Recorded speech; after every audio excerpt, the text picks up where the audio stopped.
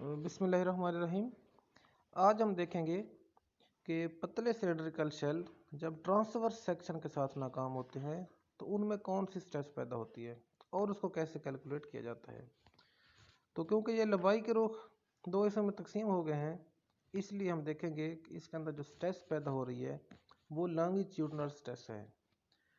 तो इसको मालूम कैसे करना है, इससे पहले टॉपिक में हमने देख लिया है कि हम कैसे मालूम करते हैं। तो उसको मालूम करने की स्ट्रेटजी भी वही होगी कि हम अमल की फोर्सेस को बराबर करेंगे रद्द अमल की फोर्सेस के।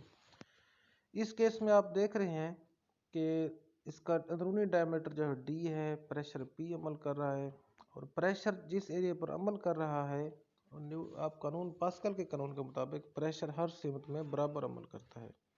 तो इस केस में जो प्रेशर का अमल करने का एरिया है वो उसका डायमीटर डी है। तो हम टोटल फोर्स जो कि ट्रांसफर सेक्शन के ऊपर अमल की कुव्वत है, एक्टिंग फोर्स है, वो मालूम करेंगे। तो उस फोर्स को निकालने का वही फार्मूला है कि प्रेशर का फार्मूला होता है फोर्स बटा एरिया।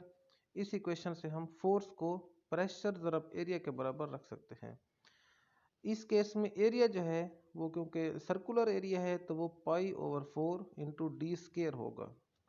तो इक्वेशन नंबर 1 के मुताबिक टोटल जो रद्द अमल की कुव्वत है, सॉरी एक्टिंग फोर्स है, वो P ज़रब π/4 डी स्केयर है। इसके बाद हम रद्द अमल की कुव्वत जानना चाहते हैं, तो रद्द अमल की कुव्वत के लिए हमको स्ट्रेस का सहारा लेना पड़ता है।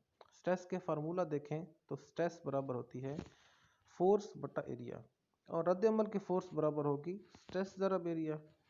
इस केस में एक पतली पट्टी है गोल जिसके ऊपर वो रद्द अमल की कुव्वत लग रही है और उसका एरिया होता है π/dt। तो इसका मतलब है कि टोटल जो रद्द अमल की कुव्वत है वो सिग्मा ज़रब π/dt है, जो कि इक्वेशन नंबर 2 से ज़ाहिर हो रही है। और इसको सिग्मा एल इसलिए लिखा गया है क्योंकि ये लॉन्गिट्यूडनल स्ट्रेस है। तो उसके बाद इक्विलिब्रियम के कानून के तहत अमल और रद्द अमल की कुव्वतें चूँकि बराबर रहती हैं, इसलिए हमने उन दोनों को बराबर कर दिया है। Equation number 1 is equal to equation number 2, अमल की कुव्वत बराबर है रद्द अमल की कुव्वत। उसके बाद आप नीचे देख सकते हैं कि इस दोनों में से रीअरेंज करके कुछ चीज़ें आपको डिलीट हो जाएंगी और सिग्मा एल इक्वल टू हो जाता है PD/4T। या इसमें से आप अगर T मालूम करना चाहते हैं तो भी मालूम हो सकता है PD/4 सिग्मा एल। तो पहले टॉपिक की तरह आपको याद होगा कि अगर जॉइंट की एफिशिएंसी को भी मद्देनज़र रखा जाए तो थिकनेस का फार्मूला थोड़ा चेंज हो जाएगा और जॉइंट की एफिशिएंसी उसके बट्टे में लिखी जाएगी। इन दोनों फार्मूलों को अगर हम आमने सामने रखें, यानी कि हूप स्ट्रेस और लॉन्गिट्यूडनल स्ट्रेस, तो इन दोनों फार्मूलों से एक बात बहुत वाज़ेह हो जाती है कि जो लॉन्गिट्यूडनल स्ट्रेस है वो हूप स्ट्रेस से कम होती है या हूप स्ट्रेस लॉन्गिट्यूडनल स्ट्रेस से ज़्यादा होती है। इसलिए प्रेशर वेसल को ज़्यादा से ज़्यादा हूप स्ट्रेस या सरकमफ्रेंशियल स्ट्रेस की बुनियाद पर डिज़ाइन किया जाता है। उसकी वजह यह है कि जो डिज़ाइन किया जाता है वो हमेशा ही ज़्यादा स्ट्रेस के ऊपर डिज़ाइन किया जाता है और इस केस में क्योंकि ज़्यादा स्ट्रेस हूप स्ट्रेस है तो इसीलिए जो प्रेशर वेसल को डिज़ाइन किया जाएगा तो वो हूप स्ट्रेस की बुनियाद पर ही डिज़ाइन किया जाएगा। अब ये सवाल कि हूप स्ट्रेस अगर लॉन्गिट्यूडनल स्ट्रेस से ज़्यादा है तो वो कितनी ज़्यादा है, तो इसका जवाब है कि आप दोनों फार्मूलों को कंपेयर कर सकते हैं और उनमें से आपको मालूम हो जाएगा कि हूप स्ट्रेस जो है वो लॉन्गिट्यूडनल स्ट्रेस से बिल्कुल 2 गुना ज़्यादा होती है या लॉन्गिट्यूडनल स्ट्रेस हूप स्ट्रेस से 2 गुना कम होती है। इसके बाद का जो टॉपिक है कि वो थिन स्फेरिकल शेल है। अब थिन स्फेरिकल शेल, इससे पहले हम पढ़ रहे थे कि थिन सिलेंड्रिकल शेल है। तो स्फेरिकल शेल में जो है वो लंबाई नहीं होगी, उसकी शक्ल बिल्कुल एक गोल गेंद की तरह होगी। अब उनके अंदर हम अगर देखें कि कौन कौन सी स्ट्रेसेस पैदा होती हैं, तो जैसा कि उसके शक्ल से ही ज़ाहिर है इसमें लंबाई अगर नहीं है तो इसके अंदर लॉन्गिट्यूडनल स्ट्रेस भी नहीं होगी।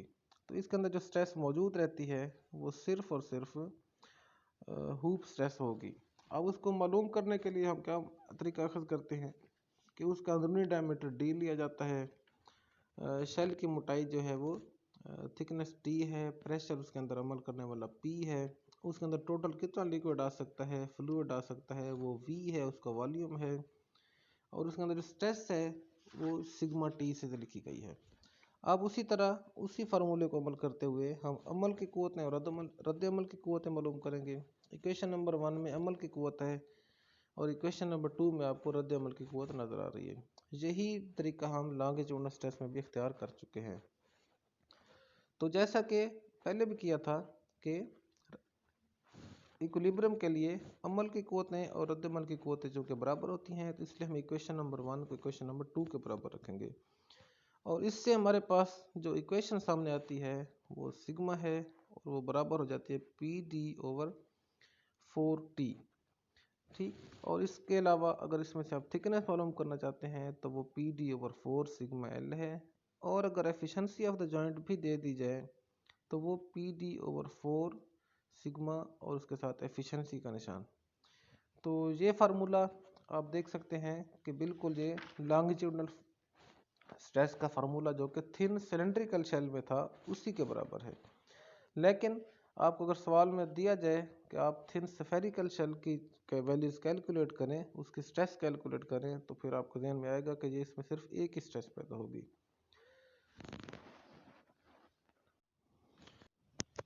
बिस्मिल्लाहिर्रहमानिर्रहीम। Types of stresses in pressure vessel, types of stresses in thin pressure vessels और types of pressure vessel in thin cylindrical pressure vessels. तो हमने शुरू में देखा था कि इनकी 3 अकसाम होती हैं। एक थी हूप स्ट्रेस, एक लॉन्गिट्यूडनल स्ट्रेस और नंबर 3 पे थी रेडियल स्ट्रेस। तो हूप स्ट्रेस और लॉन्गिट्यूडनल स्ट्रेस को हमने मालूम करने का फार्मूला निकाले हैं। उनको कैसे अखज़ किया जा सकता है, अमल की कुव्वतें कैसे मालूम करनी है, रद्द अमल की कुव्वतें कैसे मालूम करनी है, और इक्विलिब्रियम के कानून के तहत वो दोनों बराबर होती हैं। तो हम फार्मूलों की मदद से हूप स्ट्रेस और लॉन्गिट्यूडनल स्ट्रेस को मालूम कर सकते हैं। तो रेडियल स्ट्रेस मालूम करने का फार्मूला क्या है, तो उसके बारे में अर्ज़ ये है कि इन दोनों स्ट्रेसेस के मुकाबले में, यानी कि हूप स्ट्रेस और लॉन्गिट्यूडनल स्ट्रेस के मुकाबले में रेडियल स्ट्रेस की मिकदार चूँकि कम रहती है, काफ़ी कम रहती है, इसलिए डिज़ाइन में रेडियल स्ट्रेस को आमतौर पर इग्नोर किया जाता है। और क्योंकि हमारे पास एक लिमिटेड सिलेबस है, तो इसमें रेडियल स्ट्रेस के फार्मूलों को कैसे मालूम करना है या उनका फार्मूला क्या है, तो उसके बारे में बहस शामिल नहीं है। लिहाजा रेडियल स्ट्रेस आपके सिलेबस के अंदर हम मालूम करने का फार्मूला जो है वो नहीं देख रहे।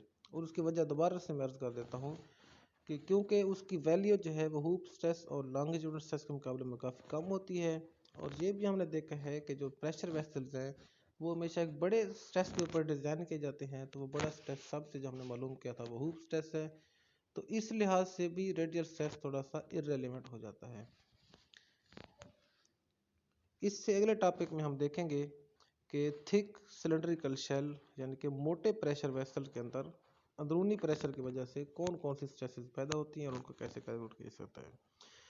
तब तक के लिए अल्लाह हाफिज़।